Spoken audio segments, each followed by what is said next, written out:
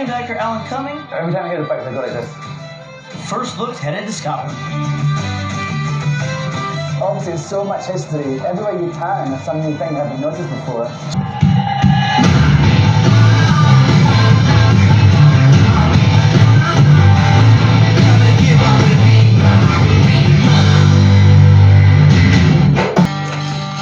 Scotland is a country rich with a culture influenced by over 5,000 years of history.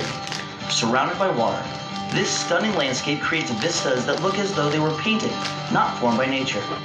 To the north, we have the rolling hills. To the south, cities bustling with energy. But anywhere you look, everything is uniquely Scottish. We start our journey in the largest city of Scotland, Glasgow. Split geographically by the River Clyde, the incredible architecture and the sprawling parks make you just want to get lost in this city known as the Deer Green Place. And despite my own Scottish heritage, I'm entrusting my travels to a local guide. And it doesn't hurt that this native's a hometown hero. Star of the stage, small and silver screens, the Emmy and Golden Globe nominated and Tony Award-winning actor, Alan Cumming. It was a day peculiar to this piece of the planet, when larks rose in long, thin strings of singing, and the air shifted with the shimmering of actual angels. Greenery entered the body, the grasses shivered with presences, and the sunlight stayed like a halo on hair and heather and hills. Walking into town, I saw, in a radiant raincoat, the woman from the fish shop. "What a day it is," said I, like a sunstruck madman. And what did she have to say for it? Her brow grew bleak. Her ancestors raged in their graves, and she spoke with their ancient misery. "We'll pay for it. We'll pay for it. We'll pay for it." Bravo! Thank you, George. Welcome to Scotland. Come on down. Do you perform here a lot at the Citizens Theatre? Well, when I was at drama school in Glasgow, it was my dream to work here. I just love the fact that it's in this very working class area of town, and yet it's this theatre that does the most kind of esoteric type of work, and it just wants everyone to be involved. That's really what I think the art should be about. Scotland has a rich history of amazing writers, poets, actors, artists. So I love that it's not just its past, but it's its future as well. Scotland in general values the arts very highly, and I'm a product of that. About 10 years ago, the National Theatre was founded. What is the National Theatre? It's a theatre company that doesn't have a building, doesn't have a venue where it performs all over the world, actually, yeah. So it's a really exciting company, and you know, I was so thrilled to come back to Scotland and be a part of it. George, the pipes, you hear them? The pipes, of course. It's not Scotland if you don't have bagpipes, no. Right? It's funny, every time I hear the pipes, I go like this. You just become a little bit more proud. Pops up a little bit. Yeah, it does. This is called the Glasgow Riviera. It's this new area that's been totally revitalised in the last sort of 10, 15 years. What are these beautiful buildings around us? Well, that's just a great example of the old and the new. That crane there, that's called the Finiston Crane. It was used for the shipbuilding days, and it's been left there as a monument to Glasgow's past. You know, this beautiful hydro, the armadillo, they're both sort of performance spaces, these beautiful bridges, examples of really great modern architecture. So what do people do to have a good time here in Glasgow? There's nothing to me better than going out in Glasgow, having a few drinks, chatting to people, and having a wee dance. There's no better night. So what are we going to do? We're going to do exactly that, George. Sounds terrific. First, you've got to change that outfit.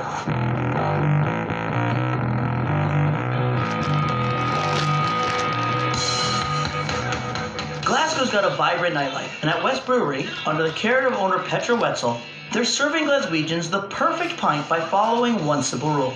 So, we're the only brewery in the UK, including Scotland, obviously, that brews all of its lagers and wheat beers in accordance with the Reinheitsgebot. What does that mean? It's the purity law, right? Say that, Reinheitsgebot. Reinheitsgebot. Very good, you've earned your beers tonight. 1516, oldest food law in the world. What ingredients do we use? Hops. Yeah. Barley. Yeah. Water. Yeah. And what makes alcohol? Yeast. Perfect. Super. The purity law means that you're only allowed to brew with those 4 raw ingredients. We're really, really, really stubborn about that. And now we drink. Langevar! Sanj. Phenomenal. Really nice. So delicious. Oh, George. Alan, what's going on over here? It's the Cayley. What's a Cayley? It's like a Gaelic word. It means like a gathering when everyone comes together as a dance and a drink and as a laugh. Can anyone get involved? Anyone, even you. All right, lead the way. good. It's all swagger. Backwards, 2, 3, turn.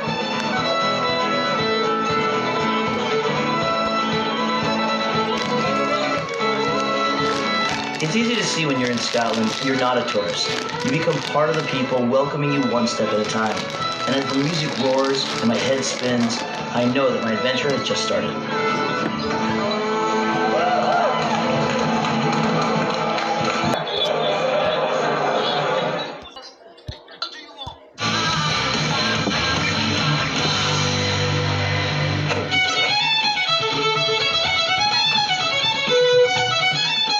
You can't come to Scotland without spending time in its capital city.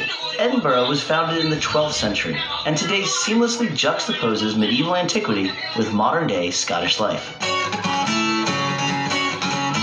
You can see it at 21st century kilts, where they are paying homage to the Scottish style in their own unique way. You can't come all the way to Scotland and not leave with a kilt, right? How is a kilt supposed to fit? There's actually no need to go any higher than the hip bone. A traditional, let's say, Victorian kilt sits under the ribcage. This goes back to Queen Victoria wanting to see more leg on the Scottish soldiers, and that stuck into civilian wear and military dress. So the kilt was a lot higher, which actually in the modern age is quite uncomfortable, and the way people want to wear clothes and how most men wear their trousers is kind of off the hip a little bit. What do you think? Really awesome, bro. Yeah, I love All right. it. I'll take it. I'm done with pants. And in the old town, running downhill between Edinburgh Castle is absolutely phenomenal. See, it's not just iconic because everyone knows it, but when you come to this city, you can't miss it. You think, where's the castle? Oh yes, and then you get your bearings. And the Palace of Holyrood House It's where the Queen lives. It's our official residence in Scotland. not a bad place to have up here in Scotland. It's not too shabby. You'll find the main thoroughfare known as the Royal Mile.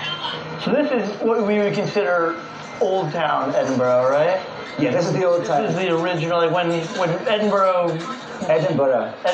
Yeah, it's like Edinburgh. The borough thing's not good, George. I won't say it again. I think it's just amazing. The cobblestone streets, the architecture, the old buildings. It's a very European city. Obviously, there's so much history, but just everywhere you turn, there's some new thing you haven't noticed before. In the summer, when the festival's on, there's a Fringe Festival, which is the biggest arts festival in the world. The International Festival, Jazz Festival, the Book Festival. It's really amazing. This is like jam-packed. And it's just this great feeling of just going around this city, exploring it, and just being bombarded with all this culture from literally all over the world. There's nothing like it. But if you're looking for even more local culture, the National Portrait Gallery houses the likenesses of Scotland's most important historical figures. And guiding us through the gallery is someone equally as important, Scotland's First Minister, Nicola Sturgeon. I'm a little nervous. I've never met a First Minister before. Relax. You're among friends. This is Scotland. I feel that way. I've had an amazing tour guide and an amazing experience. Fantastic. Well, let me show you some of the famous Scots who shaped our country. I'd love to see them. There are the royal figures from history. Mary, Queen of Scots. Famously, of course, she got her head chopped off. Now, as a female leader, do you take anything from... I do, actually. I take great inspiration from Mary, Queen of Scots, but I'm going to try to avoid the same fate Yes. as Mary. There are poets and lyricists. This is Robert Burns, the National Bard of Scotland. Old Lang Syne. Old Lang Syne. Syne. Yeah, can't go wrong. There are the writers, the warriors, and the politicians.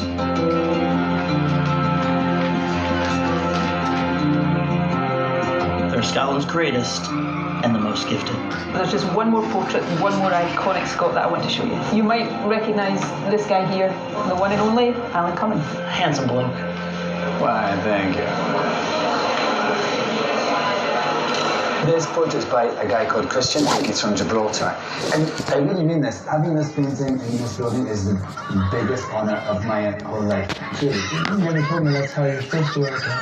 In pictures, we wear them underway. So when we're alone, we put them on. If you want to be a true Scotsman, that is how you've got to wear the kilt. So, George, what have you most enjoyed? What haven't I enjoyed? Everything I've done here, seen here, has been terrific. I have to say, besides the sights and sound, the people have just been so warm and gracious and just welcoming. We've got this great sense of holding on to our tradition and to things from the past and celebrating them, but also there's this new energy, and it's about an openness and a sense of fairness and justice, and also fun and having a laugh and letting go. I know it's not whiskey, but swan. Oh, we've got whiskey. Spanish. Oh, okay. How did you pull that off? I know someone.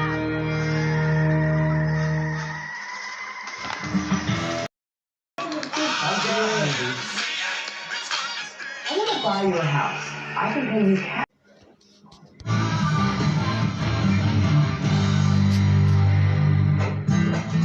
Scotland is so much more than its majestic metropolises, and there's no better way to get a sense of the nation than through its countryside. Castles pepper the sprawling landscapes, villages split off from one another by snow-capped mountains, and the clear glass waters shimmers off the lochs.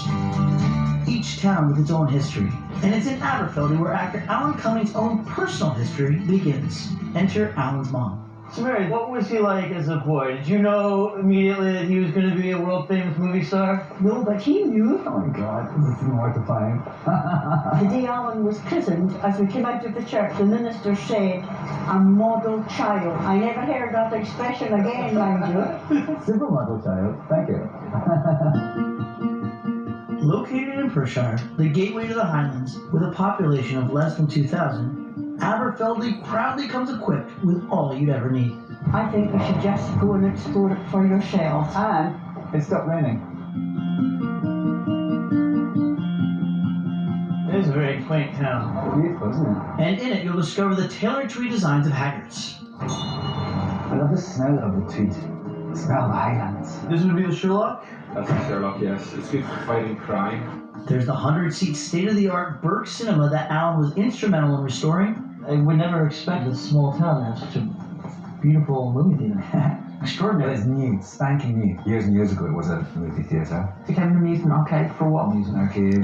Then it's sort of empty. Yes, it lay dormant for a while. Because of that, I said, would you be the patron trying to get the cinema open? And then eventually got some money from the distillery and the government, and all of a sudden, it was open. And then there's the market selling the Scottish farm-to-table produce that'll become our lunch.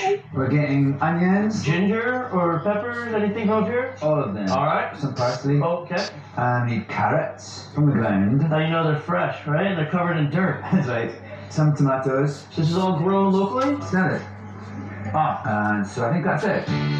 With our fresh produce in hand, we're headed to the heart of the mountains to make our feast, with a little help from Highland Safaris. Good news, Alan, I can drive today. Oh, good. Bad news is I don't know if I can do this while driving on the opposite side of the road. There's a car there. I see it, yeah. Oh, don't get wet.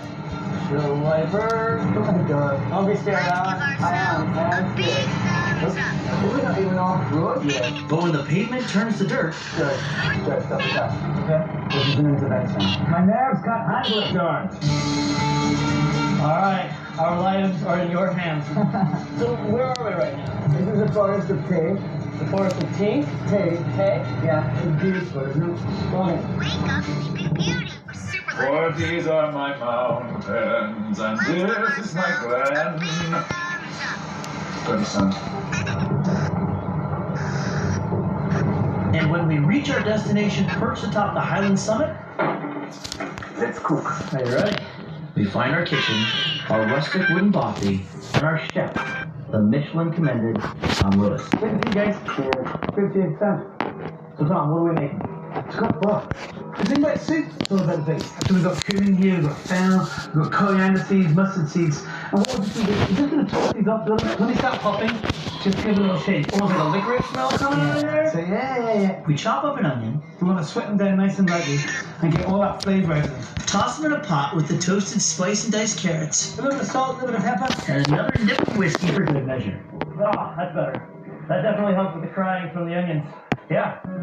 Besides haggis, fish and chips. Which are all great, by the way. Oh, delicious. I agree. What is Scottish cuisine? The one in Scotland is down and fallen back in love with the south. I think that has been the greatest shift in Scottish food. After 2 decades. Yeah, and there's more ingredients, Yeah. which is so good. Yeah. And to those ingredients, we add 2 fistfuls of barley, we cover the mixture with water, and then we wait.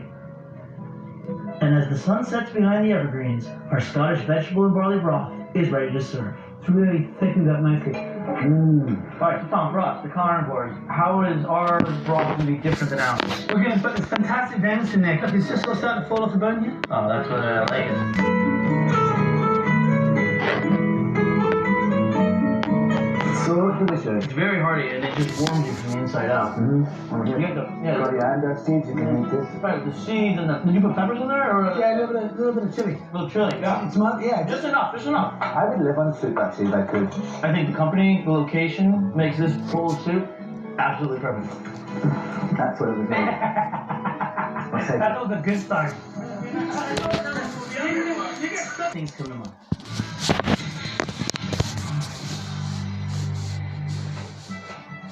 When you think of Scotland, many things come to mind. The iconic sounds of the music. The best golf courses in the world. Oh, brilliant. I'll take it. And of course, the country's signature spirit, Scotch.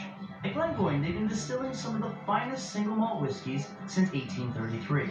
And only in Scotland can you produce Scotch. With my guide Jim Carney, that legendary process begins with malted barley and a mill. It's grinding it down, and we call this grist. So you want it into like a really fine powder, right? Yeah, it contains flour, the husks, and also something called grits, which is the sugary element, and it's this we mix with hot water. That mixture, known as a mash, is made in the mash tun tanks. Great smell. I mean, a lovely smell. It's a great smell. It stays in here for about 7.5 hours, and at the end of which we will have around about 20,000 litres of a brown sugary liquid, which is called wort. That wort travels to the upper tun room, where we create alcohol for the first time. We actually ferment by adding yeast. And then that spirit is piped into the beautiful copper stills, where it's vaporized to increase both its alcohol and flavor. After the first distillation, the alcohol has now reached about 25%, and after the second distillation, it's reached about 72%.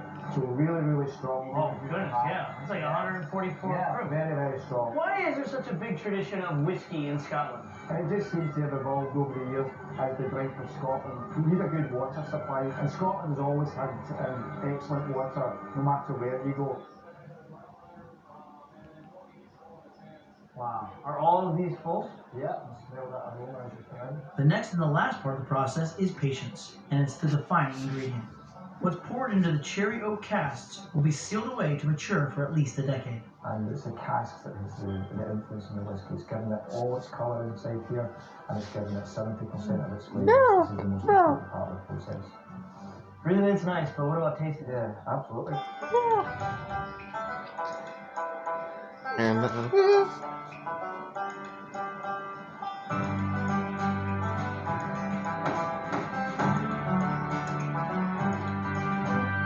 Alan, my friend, I come bearing gifts. Anytime.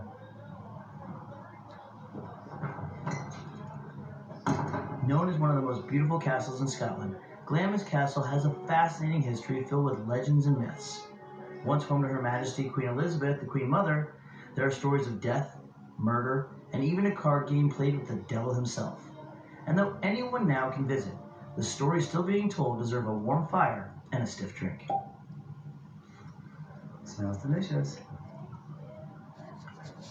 Cheers.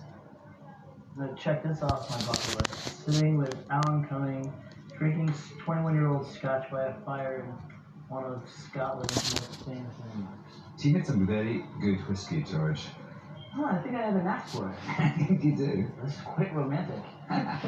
Well, thank you, George. I'm flattered, but actually it's not really when you think about where we are. Glamis Castle in Macbeth. Macbeth was the Earl of Glamis. So here, Duncan comes here to stay the night, and that's when Lady Macbeth persuades Macbeth to kill Duncan. Oh, so this was the castle? This is the venue where Macbeth killed Duncan. Mm-hmm. So downstairs, there's a room that's purported to be the room where it actually happens. Should we go explore? Let's.